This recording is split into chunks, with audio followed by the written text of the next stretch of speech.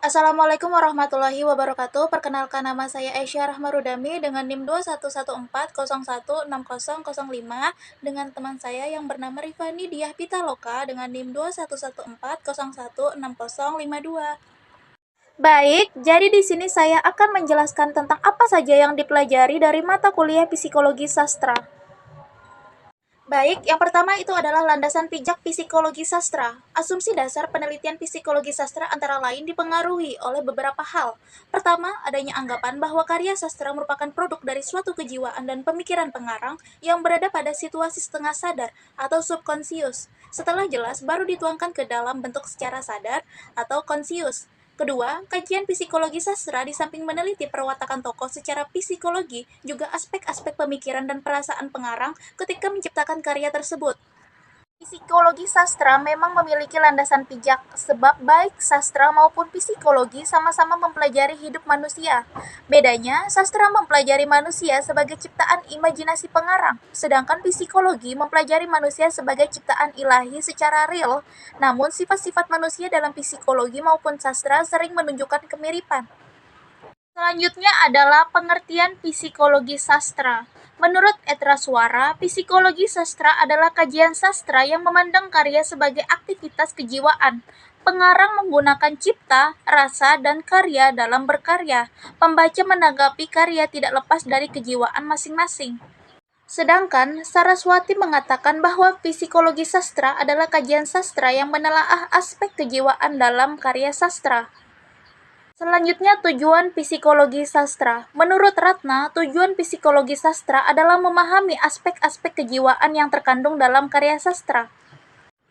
Penelitian psikologi sastra dilakukan dengan dua cara, yaitu pertama melalui pemahaman teori-teori psikologi, kemudian diadakan analisis terhadap suatu karya sastra, kedua dengan terlebih dahulu menentukan sebuah karya sastra sebagai objek penelitian, kemudian tentukan teori-teori psikologi yang dianggap relevan untuk melakukan analisis.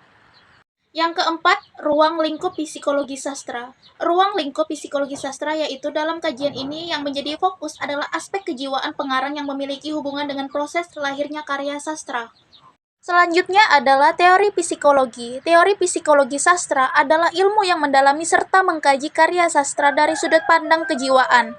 Teori psikologi ada bermacam-macam, yakni ada teori psikologi kepribadian dan teori kepribadian psikoanalisis Sigmund Freud.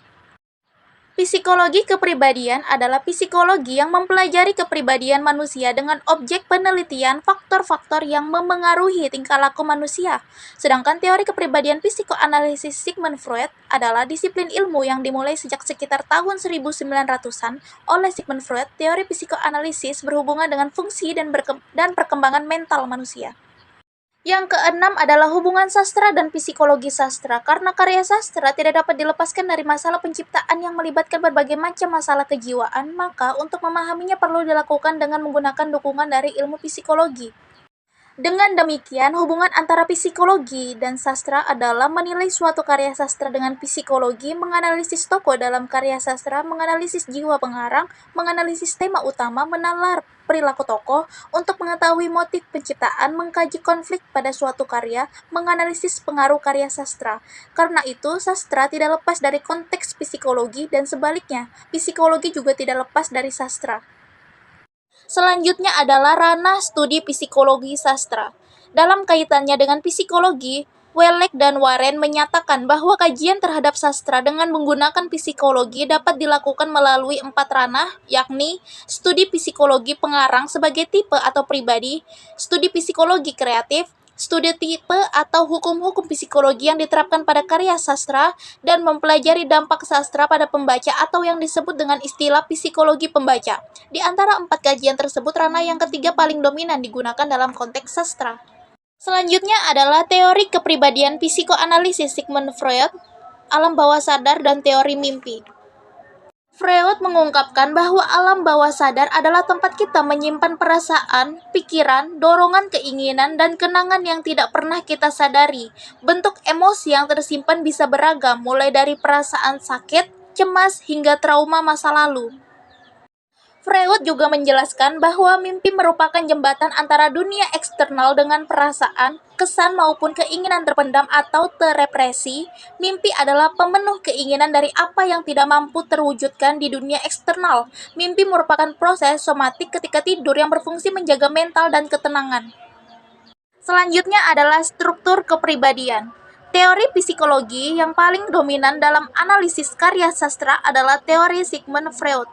Menurut Freud, teori kepribadian pada umumnya dibagi menjadi 3 bagian, yaitu ID, ego, dan superego. ID adalah sistem kepribadian yang asli yang dibawa sejak lahir. Ego adalah aspek psikologis daripada kepribadian dan timbul karena kebutuhan organisme untuk berhubungan secara baik dengan dunia kenyataan atau realita. Superego lebih merupakan kesempurnaan daripada kesenangan. Selanjutnya adalah dinamika kepribadian. Dinamika kepribadian terkait dengan proses pemuasan insting, pendistribusian energi psikis, dan dampak dari ketidakmampuan ego untuk mereduksi ketegangan pada saat bertransaksi dengan dunia luar, yaitu kecemasan. Mekanisme pertahanan diri adalah strategi psikologis yang secara tidak sadar digunakan untuk melindungi seseorang dari kecemasan yang timbul dari pikiran atau perasaan yang dapat diterima. Klasifikasi emosi. Kegembiraan, kemarahan, ketakutan, dan kesedihan yang kerap kali dianggap sebagai emosi yang paling mendasar. Situasi yang membangkitkan perasaan-perasaan tersebut sangat terkait dengan tindakan yang ditimbulkannya dan mengakibatkan meningkat ketegangan. Perasaan bersalah dan menyesal juga termasuk ke dalam klasifikasi emosi. Klasifikasi emosi dibedakan menjadi 5, yaitu konsep rasa bersalah yang dipendam, menghukum diri sendiri, rasa malu, dan kesedihan. Selanjutnya adalah metode analisis psikologi dari sudut pandang perwatakan tokoh. Dalam menyajikan dan menentukan karakter atau watak para tokoh, pada umumnya pengarang menggunakan 2 cara atau metode dalam karyanya. Ini juga bisa digunakan untuk menganalisis psikologi dari sudut pandang perwatakan atau tokoh. Yang pertama itu adalah metode langsung atau telling. Pemaparan dilakukan secara langsung oleh si pengarang. Metode ini biasanya oleh kisah-kisah rekaan zaman dahulu sehingga pembaca hanya mengandalkan penjelasan yang dilakukan oleh pengarang. Yang kedua itu adalah metode tidak langsung atau showing, memperlihatkan pengarang menempatkan diri di luar kisahan dengan memberikan kesempatan para tokoh untuk menampilkan perwatakan mereka melalui dialog dan action. Selanjutnya adalah metode analisis psikologi dari sudut pandang psikopragmatik sastra. Metode analisis psikopragmatik sastra adalah pendekatan integrasi 2 disiplin ilmu, yakni psikologi sastra dan pragmatik. Pendekatan ini digunakan untuk mengkaji konflik dari tokoh-tokoh di dalam karya sastra, khususnya novel. Psikopragmatik menekankan pada proses dihasilkannya bahasa yang dihasilkan ketika seseorang kan berbahasa, baik lisan maupun tulisan, sehingga itu juga berpengaruh pada hasil atau tuturan yang diharapkan oleh penutur dalam berbahasa. Selanjutnya adalah metode analisis psikologi dari sudut pandang psikologi pengarang. Metode analisis psikologi dari sudut pandang psikologi pengarang adalah pengarang menempatkan diri sebagai acuan cerita serta mengandalkan pengarang melalui metode ini. Keikutsertaan atau turut campurnya pengarang dalam menyajikan karya sangat terasa dari paparan pengarang. Yang terakhir adalah analisis karya sastra dengan pendekatan psikologi sastra. Analisis karya sastra dengan pendekatan psikologi sastra adalah salah satu pendekatan dalam sastra yang mengkaji tentang kejiwaan para tokoh. Sekian materi dari kami tentang mata kuliah psikologi sastra. Semoga bermanfaat. Wassalamualaikum warahmatullahi wabarakatuh.